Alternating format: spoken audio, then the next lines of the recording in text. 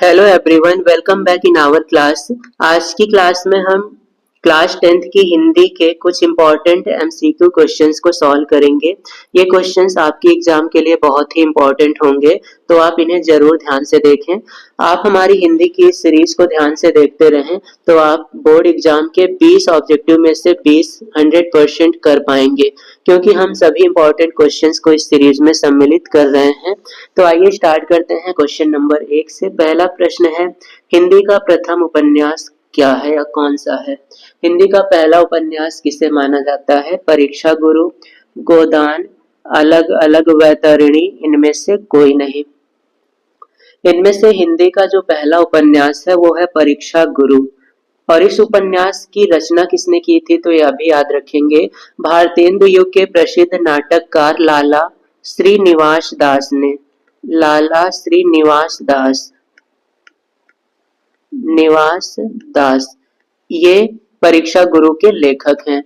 तो यहाँ पर दो तीन क्वेश्चन है। परीक्षा गुरु भारतेंदु युग की रचना है, लाला श्रीनिवास दास भी भारतेंदु युग के लेखक हैं और ये नाटककार थे। तो इनकी विधा जो है ये प्रसिद्ध नाटककार हैं, नाटककार के रूप में ये प्रसिद्ध हैं। और ये रचना कब हुई थी? तो ये समय है 1882।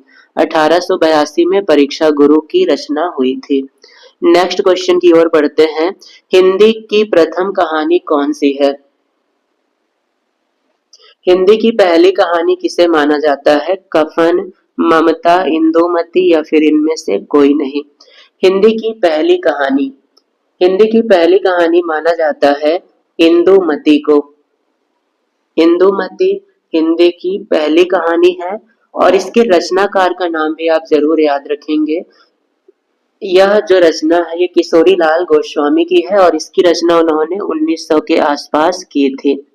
तो इसके रचनाकार हैं किशोरी लाल गोस्वामी।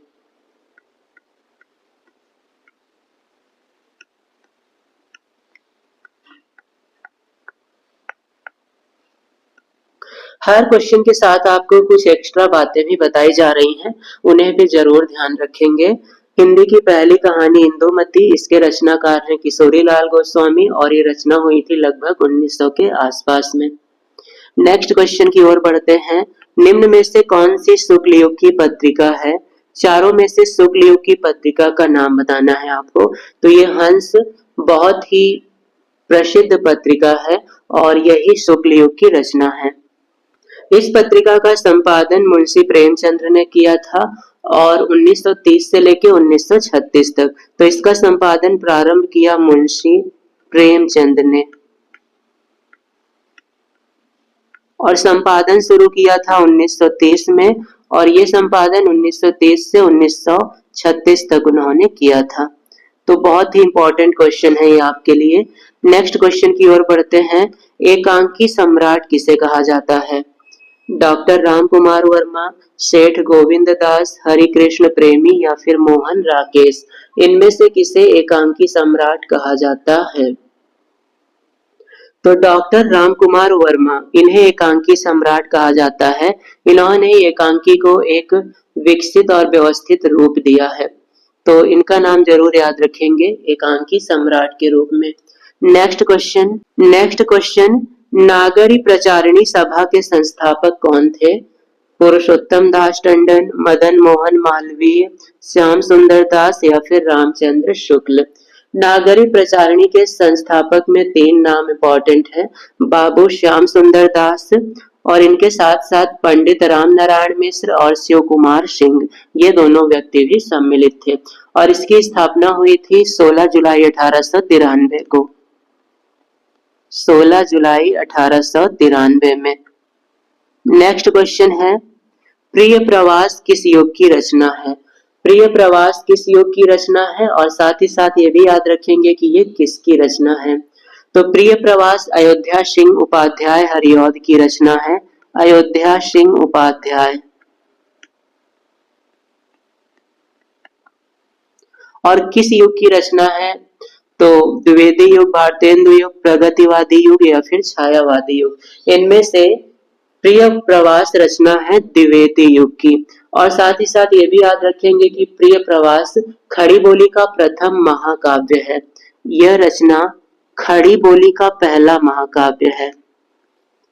खड़ी बोली का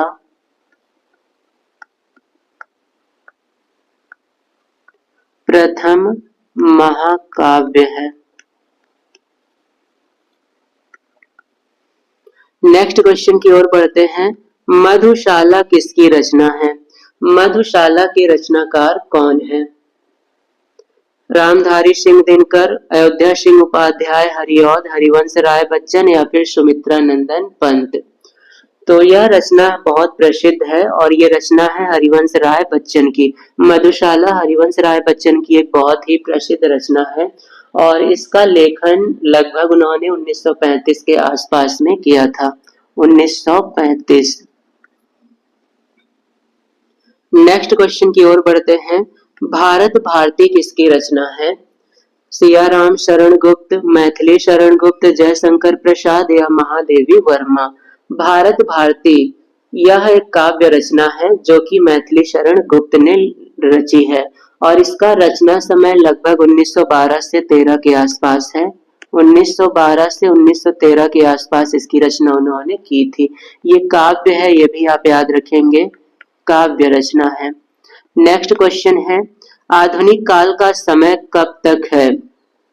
आधुनिक काल में आप अब तक जरूर याद रखेंगे, तो जहां भी आपको अब तक दिखाई देगा यही आपका होगा आधुनिक काल। नेक्स्ट क्वेश्चन की ओर बढ़ते हैं। मध्यराम किस युग के कवि हैं? आधुनिक काल, आदिकाल, भक्ति काल या फिर रीतिकाल। मध्यराम किस युग के कवि हैं? मध्यराम है रीतिकाल के प्रमुख कवि। तो यहाँ पर सही जवाब होगा रीतिकाल। इनकी कुछ प्रमुख रचनाओं के भी नाम याद रखेंगे। 4 रचनाएं इनकी बहुत प्रसिद्ध हैं, फूल मंजरी, ललित ललाम, मतीराम सतसई और रसराज। नेक्स्ट क्वेश्चन की ओर बढ़ते हैं।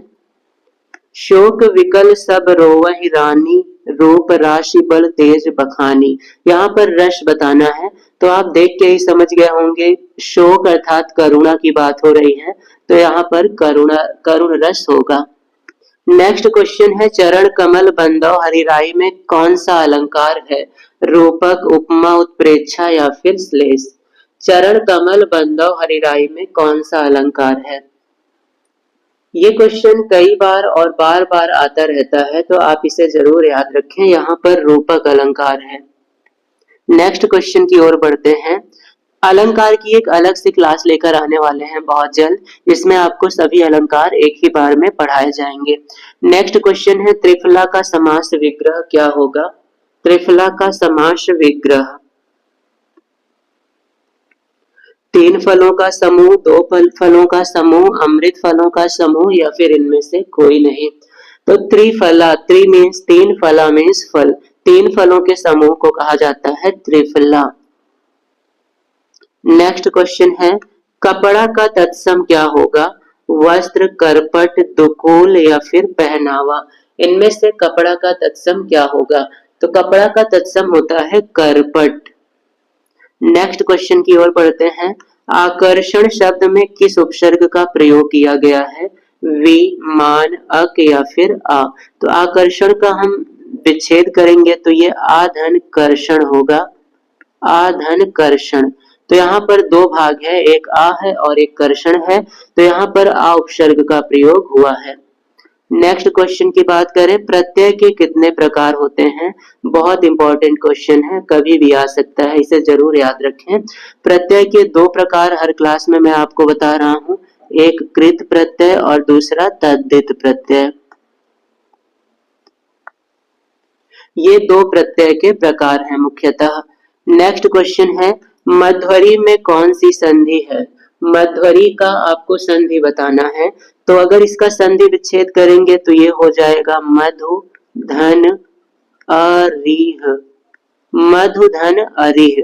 यहाँ पर छोटा उ मिल रहा है छोटा आ से, उ और आ के मिलने से, उ और आ के मिलने से आव ध्वनि उत्पन्न हो रही है, इसलिए यहाँ पर इसका संधि विच्छेद होगा मधुधन अरिह। और उ और आ का मेल होता है यण संधि में, तो यहाँ पर उ और आ का मेल हो रहा है, इसलिए ये यण संधि है। नेक्स्ट क्वेश्चन है, फलेशु किस विभक्ति और वचन का रूप है? तो फलेशु बहुत फेमस है, फलेषु आप एक बार में बता सकते हैं ये कौन सी विभक्ति और कौन सा वचन है। फलेषु आता है सप्तमी विभक्ति में, सप्तमी विभक्ति होता है फले, फलयोः, फलेषु, तो सप्तमी विभक्ति बहुवचन होगा फलेषु। नेक्स्ट क्वेश्चन की ओर बढ़ते हैं। द्रक्ष्यति किस लकार पुरुष और वचन का रूप है। द्रक्ष्यति का लकार पुरुष और वचन बताना है। तो द्रक्ष्यति ये लट लकार से संबंधित है और इसका जो पुरुष होगा वो प्रथम पुरुष और वचन एक वचन। द्रक्ष्यति, द्रक्ष्यतः, द्रक्ष्यन्ति, तो यहाँ पर द्रक्ष्यति प्रथम पुरुष और एक वचन में आता है और साथ ही साथ लट लकार में आता है, तो ये ऑप्शन खा यहाँ पे सही होगा।